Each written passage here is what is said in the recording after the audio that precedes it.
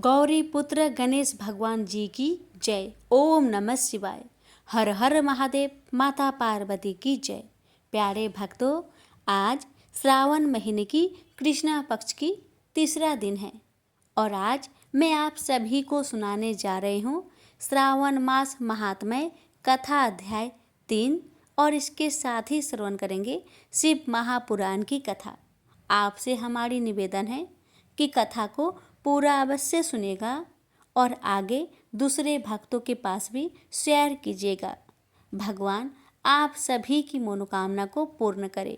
प्रेम से बोलिए हर हर महादेव। भगवान शंकर जी के शब्दों को सुनकर सनत कुमार जी बोले, हे भगवान, आपके व्रत समूह का उद्देश्य कहाँ?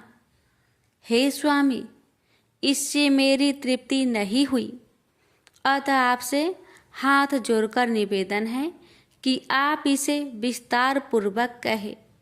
हे देव, आप ऐसा खोलकर समझाइए जिसे सुनकर मैं धन्य हो जाऊं, कृत्य हो जाऊं। इस पर सूरेश्वर ने सनत कुमार से कहा, हे योगीश, जो विद्वान श्रावण मास नक्त व्रत कर व्यतीत करता है वह 12 मासों में इस नक्त व्रत का फल भोगता है। दिवस की समाप्ति के 3 घड़ी पूर्व रात्रि भोजन नक्त व्रत के नाम से जाना जाता है। इस नक्त भोजन में सूर्यास्त के पहले 3 घंटे के समय को त्याग कर अवशिष्ट समय लिया है। सूर्यास्त के पहले के 3 घंटों को संध्या काल कहा है। आहार, मैथुन, निद्रा तथा स्वाध्याय इन चारों कार्यों को सायंकाल में बिल्कुल नहीं करना चाहिए। अब मैं गृहस्थ एवं सन्यासी के भेद से 2 प्रकार के नक्त भोजन की अवस्था तुमसे कहता हूँ। ध्यान पूर्वक सुनिए। जब सूर्य नारायण के मंद हो जाने पर अपने शरीर की छाया दुगनी हो जाए, उस समय सन्यासी के लिए नक्त भोजन व्रत कहा गया है। शास्त्रों में गृहस्थी के लिए नक्षत्र उदय होने पर रात में किए जाने वाले भोजन को नक्त भोजन व्रत बतलाया है। यह तो रहा गृहस्थियों के लिए। अब शास्त्रों ने जो कुछ सन्यासी के लिए कहा है उसकी अवस्था मुझसे सुनो। रात्रि काल में निषिद्ध हो जाने से दिन के अष्टम भाग में भोजन का विधान है। गृहस्थियों को विधि द्वारा रात में नक्त व्रत करना चाहिए। सन्यासी, विधवा तथा विधुर पुरुष सूर्यास्त के पूर्व भोजन करे। पुत्रवान, आश्रयहीन तथा स्त्री विहीन पुत्रवान विधुर रात्रि में बिल्कुल भोजन ना करे, क्योंकि पुत्रवान भी आश्रमी ही होते हैं।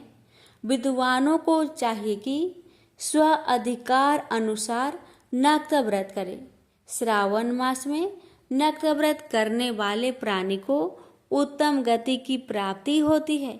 श्रावण मास के आ जाने पर पहले प्रतिपदा तिथि में प्रातःकाल यह संकल्प करना चाहिए, मैं श्रावण मास में 1 मास तक ब्रह्मचार्य व्रत धारण करके प्रतिदिन प्रातःकाल स्नान करूंगा। नक्त व्रत, रात्रि शयन तथा प्राणियों के साथ दया का व्यवहार करूंगा। प्रभु, यदि मैं इस व्रत के आरंभ होने के पश्चात और इसकी समाप्ति से पूर्व मर गया तो हे दीनानाथ जगतपते, उस समय आपके प्रसाद से मेरा यह व्रत परिपूर्ण हो। इस प्रकार मास के आरंभ में संकल्प करके नक्त व्रत करना चाहिए। भगवान शंकर ने कहा, इस प्रकार नक्त व्रत करता हुआ व्यक्ति मुझे अति प्रिय हो जाता है।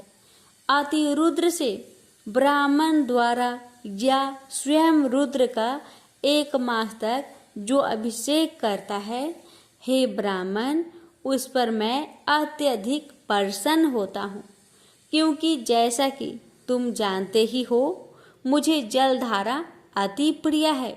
या रुद्र का हवन करे, क्योंकि वह मुझ में प्रीति वाला है। इस मास जो प्राणी अधिक स्वादिष्ट भोजन या उपयोग की जो वस्तु हो, उसे संकल्प द्वारा ब्राह्मण को देकर उसका त्याग करे, वह मुझे बहुत प्रिय है। हे ऋषिराज, अब मैं तुमसे उत्तम लक्ष्य पूजा की विधि कहता हूँ, सुनो।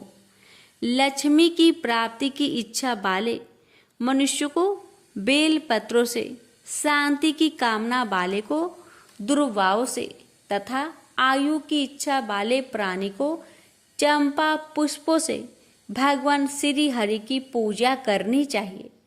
जो प्राणी विद्या प्राप्ति की इच्छा रखता हो, उसे मल्लिका तथा चमेली के पुष्पों से अर्चन करना चाहिए। तुलसी दलों से भगवान सदाशिव और भगवान श्री विष्णु प्रसन्न होते हैं। जिस मनुष्य को पुत्र प्राप्ति की इच्छा हो, उसे कटेरी के पुष्पों से पूजन करना चाहिए। दुस्वप्न जिसे दिखाई देते हैं, उसे उनके नाश के लिए उत्तम धान्य से अर्चन करना चाहिए। देव के सामने रंगवल्ली पद्म, स्वास्तिक और चक्र आदि बनाकर विभू का अर्चन करें।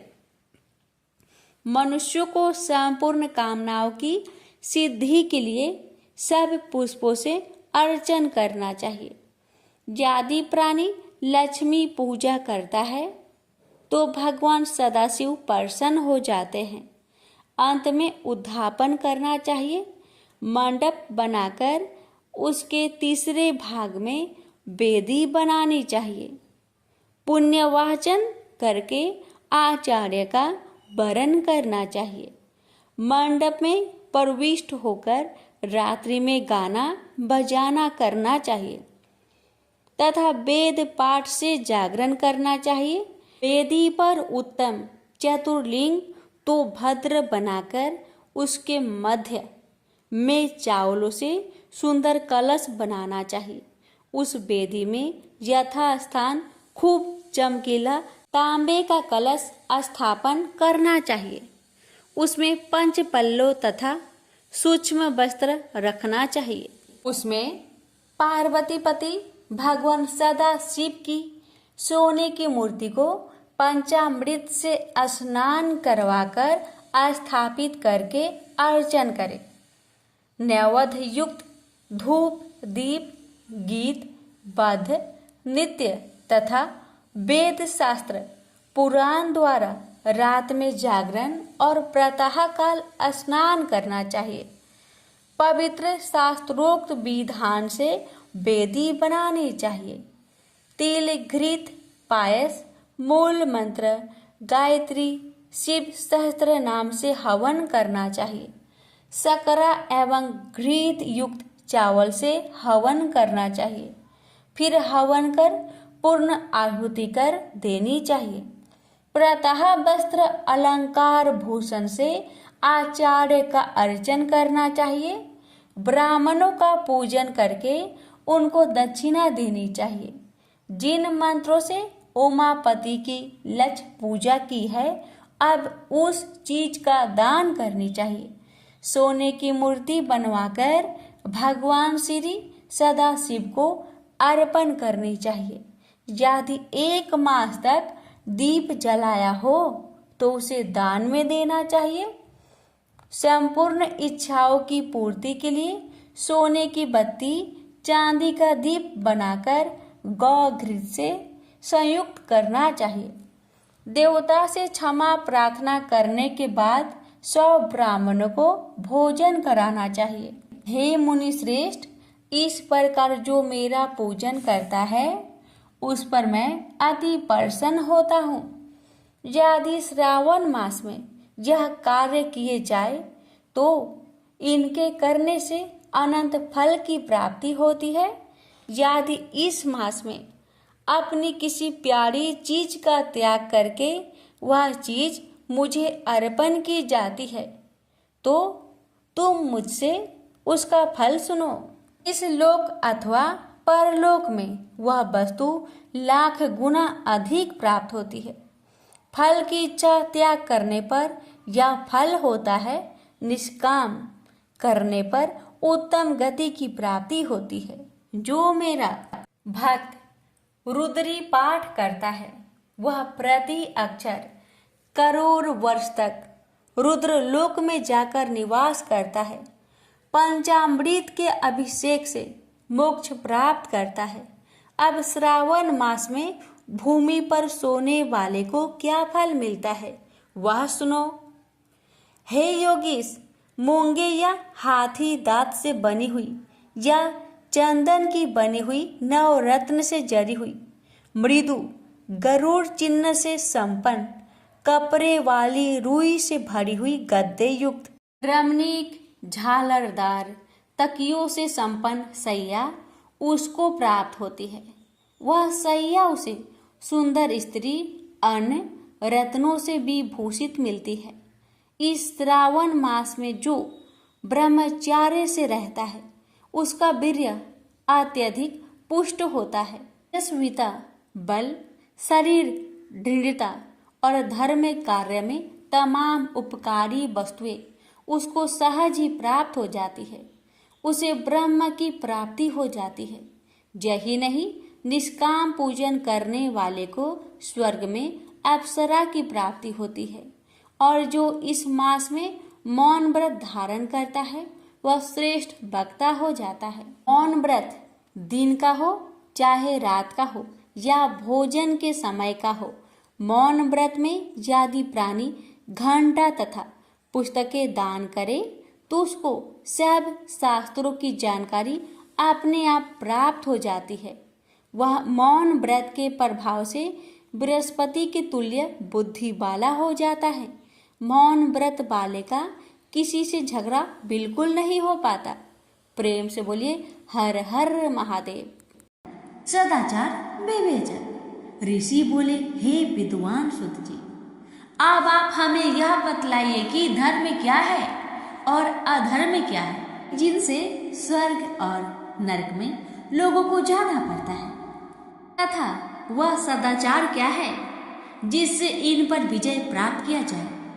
सूत जी बोले, हे ऋषियों, ब्राह्मण, क्षत्रिय, वैश्य और शूद्र इन चारों वर्णों को उचित है कि वे सूर्य उदय से पूर्व उठकर अपने इष्ट देव का ध्यान करें, फिर अपनी उन्नति के लिए धर्म, अर्थ का और अपने पर आने वाली आपत्तियों तथा अपने आय व्यय पर पूर्णतया विचार करें। पूर्व दिशा की ओर मुख करके बैठने से उत्तम फल की प्राप्ति होती है। रात्रि का अंतिम प्रहर उषा कहलाता है। उसमें उठकर ब्राह्मण घर से दूर बाहर जाकर शौच आदि कर्म से निवृत्त होकर दातुन करे और जल के देवताओं को नमस्कार करके स्नान करे। कंठ तक या कमर तक जल में खड़े होकर स्नान करना उत्तम है, परंतु ऐसा ना कर सके तो घुटने तक जल में मंत्र से स्नान करें और उस तीर्थ के जल से वहां के तथा अपने इष्ट देवता आदि को तृप्त करें। फिर धोती पहनकर पर्ण कंच पहने। पर्ण कंच का अर्थ है 5 प्रकार के कपड़े। फिर गीली वस्त्र को बिना साबुन से धोए और अपने पितरों को तृप्त करें। पश्चात आचमन कर संध्यापासन करें, गायत्री के मंत्र जपे और सूर्य को अर्घ्य दे। प्रातःकाल प्रियानुभाग से और संध्या में अर्घी अनुभाग से प्रोक्षण करें। संध्या समय पश्चिम की ओर मुख करके तथा प्रातः एवं मध्य समय में उंगलियों से तीर्थ देवता को जल दे। फिर अंगुलियों के चित्र से सूर्य भगवान को अस्त होता देखे और प्रदक्षिणा कर शुद्ध आचमन करें। संध्या से पहले संध्या ना करें। समय से संध्या हो जाने पर ही संध्या करनी योग्य है। नित्य प्रति जितना जाप करना हो से 100 गायत्री अधिक जपे। गायत्री अपने का यह प्रमाण है कि 10 दिनों में 1 लाख गायत्री का जप पूरा करें।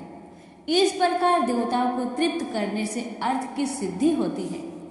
जीव और ब्राह्मण को जानकर प्रणव का नित्य अभ्यास करे और यह समझे कि रुद्र भगवान ही तीनों लोकों की सृष्टि के रचयिता, स्थिति करता और संहरता है। इस प्रकार उनमें ज्ञान, कर्म और मन बुद्धि लगा देने से वे परमात्मा भोग, मोक्ष और धर्म तो देते ही हैं, साथ ही ब्रह्म पद भी प्रदान करते हैं। ब्राह्मण को उचित है कि वह नित्य 1000 गायत्री मंत्र जपे। सोहस भावना से जप करता हुआ जीव को पर ब्रह्मा परमेश्वर से जोड़ देवे। इस प्रकार 1000 का जप ब्रह्म पद और 100 का जप इंद्र पद देने वाला है। था इससे कमती बढ़ती जप अपनी रक्षा के लिए और ब्राह्मण योनि प्राप्त होने के लिए है, परंतु नित्य सूर्य के सम्मुख जप करना चाहिए। 70 वर्ष तक नियम पूर्वक ऐसा जप करें, फिर संन्यास ले। नित्य प्रातःकाल 12,000 ओमकार का जप करें और हिसाब करके महीने भर में 1.5 लाख का जप पूरा करें। कम न हो तभी वह सच्चा सन्यासी है। जो इस प्रकार मंत्र ग्रहण करता है उसके सभी दोष शीघ्र दूर हो जाते हैं, अन्यथा वो रौरव नरक में जाता है। ब्राह्मण को योग है कि वह सर्वदा ब्रह्म ज्ञान का अभ्यास करे। इससे धर्म और धन तो संचय होगा ही, यदि नियम पूर्वक उसके उपार्जन का यत्न करे। परंतु यह अपनी मनसा पूर्ण करने वाला गृहस्थों का धर्म है, क्योंकि धर्म से अर्थ, धन अर्थ से भोग और भोग से वैराग्य उत्पन्न होता है। परंतु विपरीत अधर्म से पैदा किए धन के उपभोग से मोह की प्राप्ति होती है। अतः धर्म 2 प्रकार का है, एक देह से, दूसरा धन से। धन से यज्ञ आदि धर्म होता है और शरीर से तीर्थ स्नान आदि धर्म होता है। धन से धर्म और तप से दिव्य रूप की प्राप्ति होती है, किंतु निष्काम कर्म से शुद्धि और उसके पश्चात ज्ञान प्राप्त होता है। सतयुग के प्रारंभ में तप की ही प्रशंसा थी, किंतु कलयुग में धन की प्रधानता है। सतयुग में ध्यान से ज्ञान की प्राप्ति होती थी, त्रेता में तप से, द्वापर में भजन से, किंतु कलयुग में प्रतिमा पूजन से ज्ञान की उपलब्धि होती है। जो जैसा पाप पुण्य करता है उसे वैसा फल मिलता है। हिंसा ही अधर्म का स्वरूप है तथा अहिंसा धर्म का रूप है। अधर्म से दुख और धर्म से सुख मिलता है। यदि कोई उत्तम ब्राह्मण को 100 वर्ष तक वृत्ति यानी जीविका का खर्च देता है तो उसे ब्रह्मलोक प्राप्त होता है, तथा 1000 चंद्रायन व्रत करने से भी ब्रह्मलोक की प्राप्ति होती है। क्योंकि जब तक जिसका जो अन्न खाता है तब तक वह जो कुछ आत्म विचार, कीर्तन, श्रवण आदि करता है उसका आधा फल दाता को पहुंचता है। इसी प्रकार लेने वाले को चाहिए कि वह जो चीज ले उसका अंश या सभी यथावसर दूसरे दिनों को दान करता रहे। वह तब करे या अन्य उचित साधनों से पाप शोधन कर दे, अन्यथा वह रौरव नरक में पड़ता है। मनुष्य को चाहिए कि वह अपने प्राप्त किए धन का 3 भाग करे। पहला धर्म, दूसरा वृद्धि, तीसरा नित्य नैमित्तिक काम्य कर्म। धर्म से पीठ को बढ़ावे, बचत का कोष नियत करे, किसी को पीड़ा ना हो और अपना थोड़े में निर्वाह करे। यदि कृषि से उत्पन्न किया धन हो तो पाप शुद्धि के लिए उसका 10वां भाग दान कर दे। शेष से धर्म पूर्वक अपना संसार चलाए, अन्यथा रौरव नरक में पड़ेगा। यह बुद्धि ही भ्रष्ट हो जाएगी, यह अन्न ही न पैदा होगा। ऐसे ही व्यापार से पैदा किए हुए धन का 6वां भाग दान कर देना चाहिए, क्योंकि अपने भोग की वृद्धि के लिए स्वयं बुलाकर दान देना अच्छा होता है।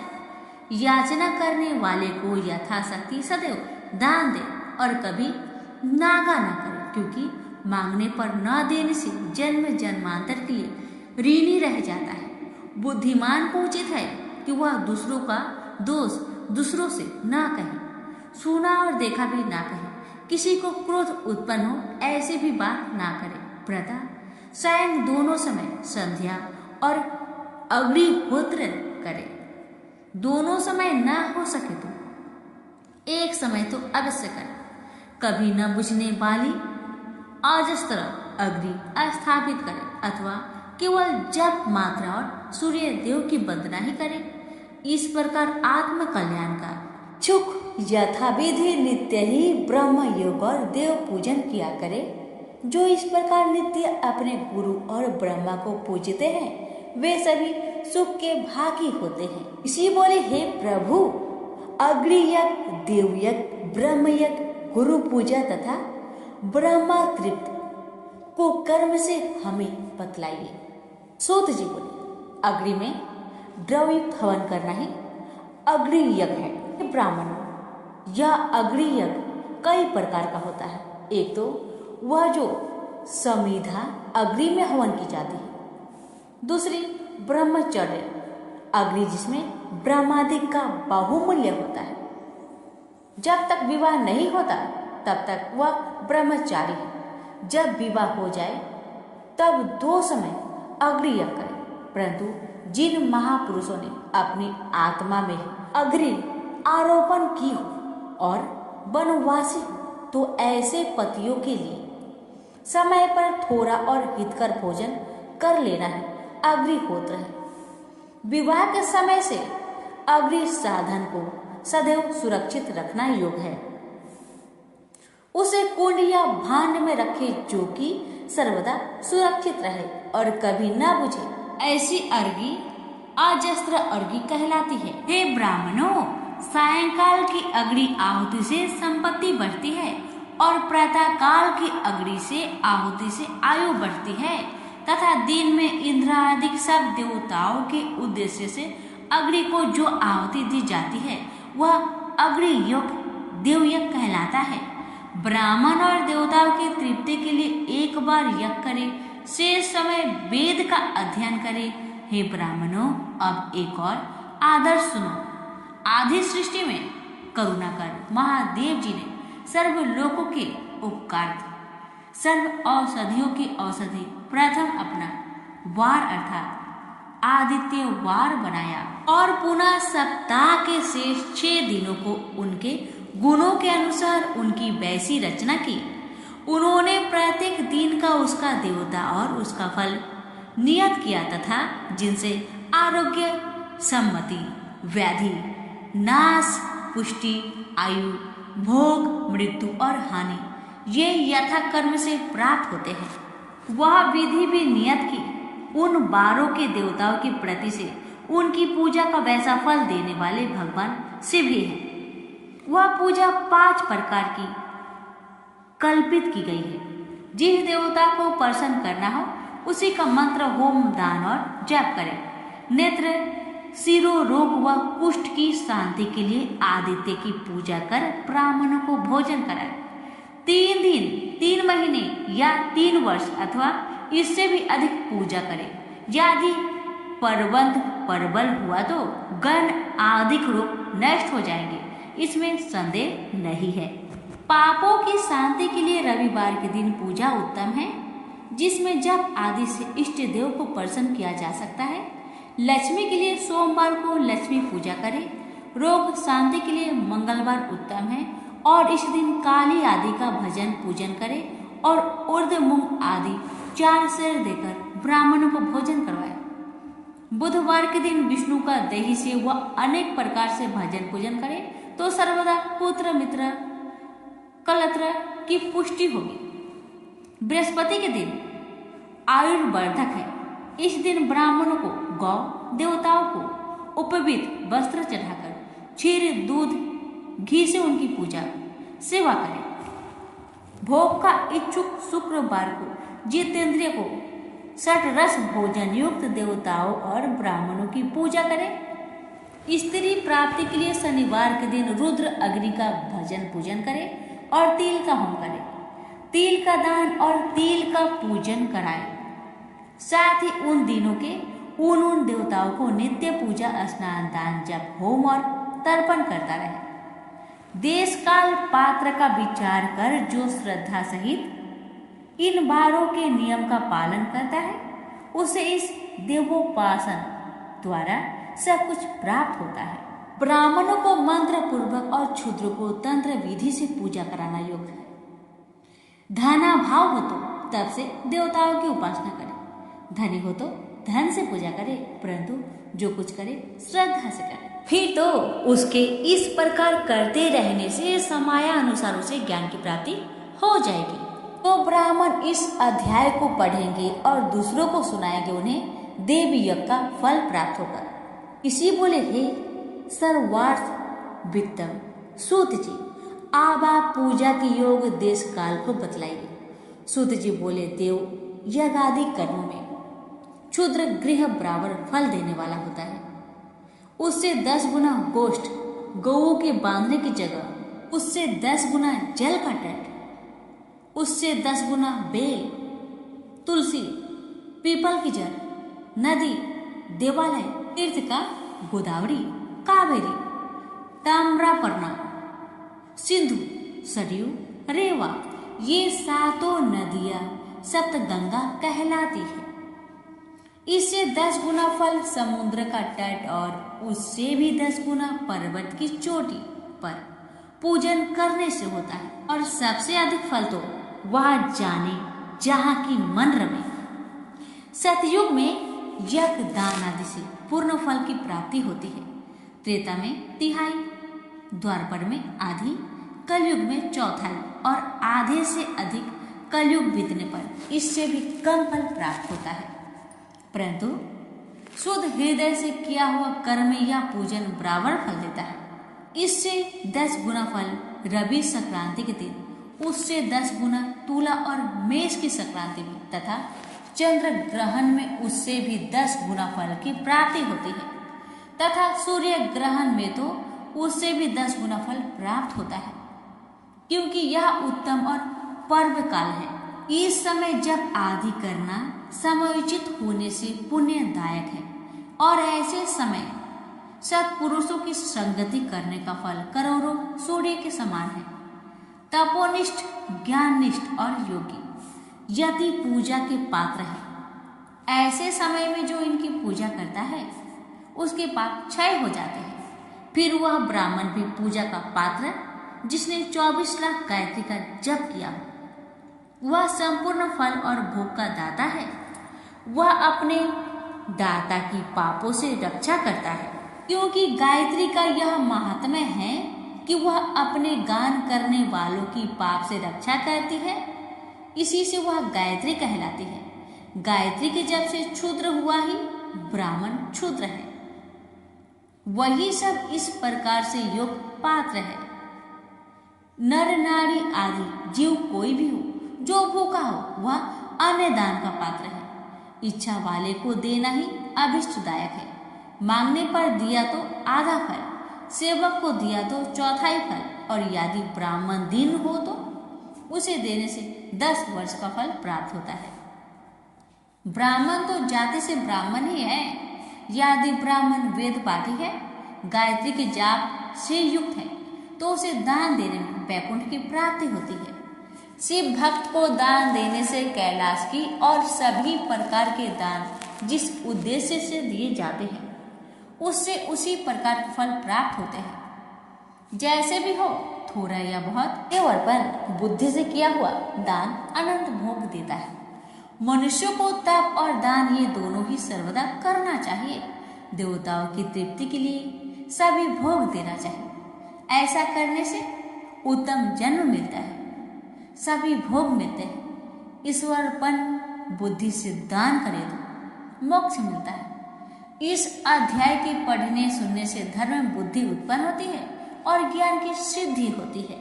आर्थिक पूजन और उसका फल। ऋषि बोले, हे सुत जी, अब आप हमें उस पार्थिव पूजन की विधि बतलाइए जिससे सभी अभिष्ट सिद्ध होते हैं। सुत जी बोले, आपका प्रश्न बड़ा उत्तम है, आप सुनिए, मैं कहता हूँ। हे महर्षि, मिट्टी से बनाई हुई प्रतिमा का पूजन करने से पुरुष हो या स्त्री सभी के मनोरथ पूर्ण होते हैं।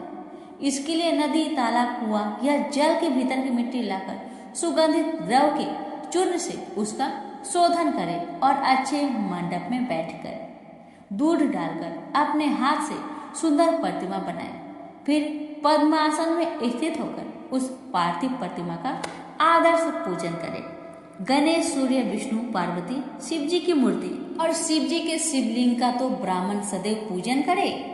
जो इस प्रकार षोडशोपचार युक्त पूजन करता है उसके मनोरथ अवश्य सिद्ध होते हैं। किसी भी देवता के स्थापित किए लिंग पर 3 सेर नैवेद्य और स्वयं उत्पन्न हुए लिंग पर 5 सेर नैवेद्य चढ़ाने का नियम है। इस प्रकार जो 1000 बार नैवेद्य चढ़ाता है, यदि वह ब्राह्मण है तो उसे सत्यलोक की प्राप्ति होती है। यह सत्य है। 12 अंगुल चौड़ा और 25 अंगुल लंबा यह लिंग का प्रमाण है तथा 15 अंगुल ऊंचा लोहे या लकड़ी के बनाए पात्र का भी नाम शिव है। ऐसे लिंगों की पूजा महापूजा कहलाती है और इनके अभिषेक से आत्मा शुद्धि, गंध चढ़ाने से पुण्य प्राप्ति, नैवेद्य चढ़ाने से आयु और तृप्ति तथा धूप देने से धन की प्राप्ति होती है। दीप से ज्ञान और तांबूल से भोग मिलता है। अतः एवं स्नान आदि से ये 6 पूजन के अंग का यत्न पूर्वक साधन करें। नमस्कार और जप ये दोनों अभीष्टदायक है। इनको पूजा के अंत में अवश्य करें क्योंकि इनसे भोग और मोक्ष दोनों ही प्राप्त होते हैं। मानसिक पूजन में भी इनको अवश्य ही व्यवहार में लाए। जो जिस देवता की पूजा करता है वह उस देवता के लोक को प्राप्त होता है, साथ ही उसे उनके बीच के लोक में भी यथेष्ट भोग मिलते हैं। हे महर्षियों, आप श्रद्धा से सुनिए, मैं विशेष रीति से वर्णन करता हूँ। इस भूलोक में श्री गणेश जी सम्यक प्रकार ऐसे पूजनीय है कि जिनसे अभिष्ट सिद्ध होता है। जैसे शिव जी ने नियत किया है उसके अनुसार तिथि, वार, नक्षत्र आदि का समुचित विचार कर जो सविधि इनकी पूजा करता है उसके कौन से मनोरथ पूर्ण नहीं होते। गणेश पूजन से सभी पाप दूर भाग जाते हैं और वह अपने सभी अभिष्टों को पूर्ण करते हुए मोक्ष तक पहुंच जाता है। इसी प्रकार श्री विष्णु जी का तथा और भी देवताओं की जो जिसकी पूजा करना चाहता है वह उन देवताओं के बार, तिथि, नक्षत्र का विचार कर षोडशोपचार पूजन भजन करे तो उसके अभिष्ट की प्राप्ति होती है। शिव जी का पूजन तो सब मनोरथ को देने वाला है।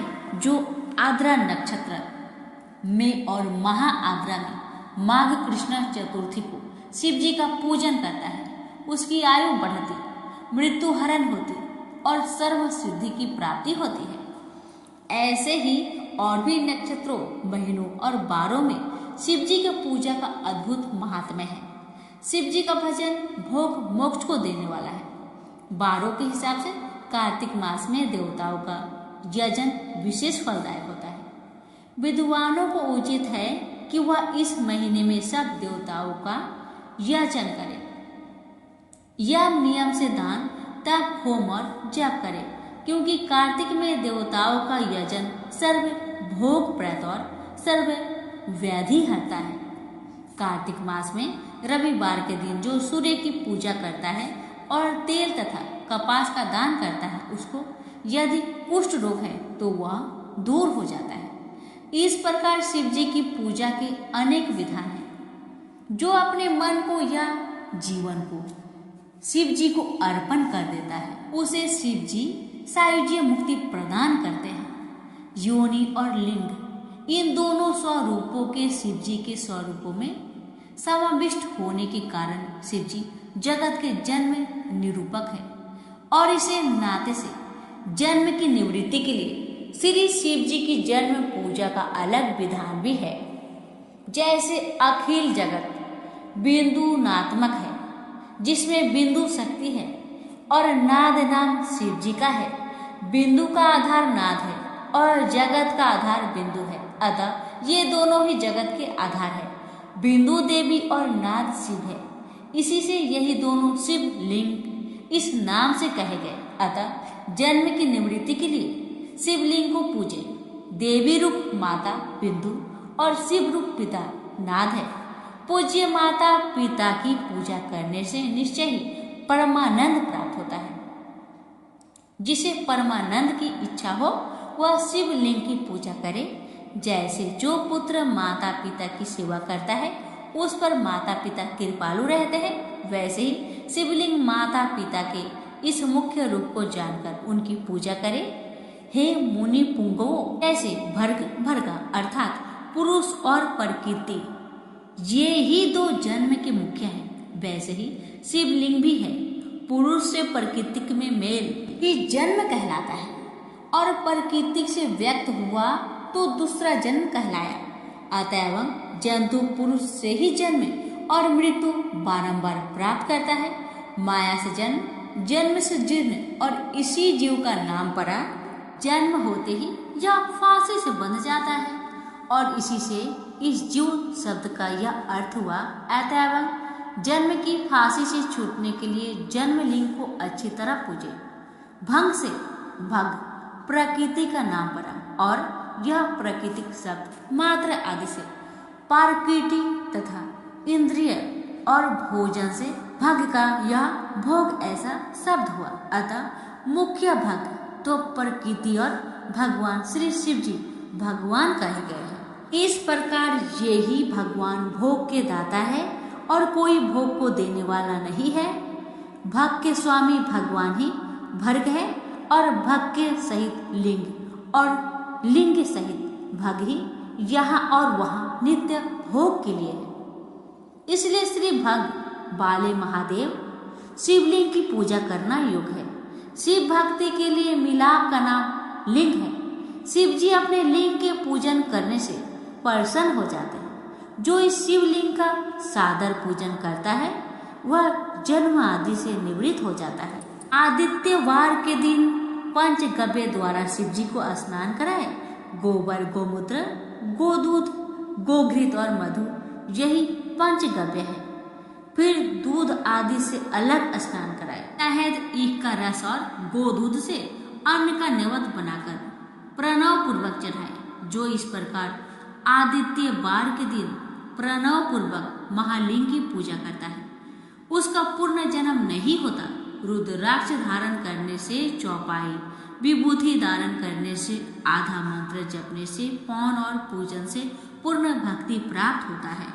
शिवलिंग और उनके भक्तों को पूजने से मनुष्य को मुक्ति प्राप्त होती है। इस अध्याय को पढ़ने और सुनने से शिव जी की दृढ़ भक्ति प्राप्त होती है।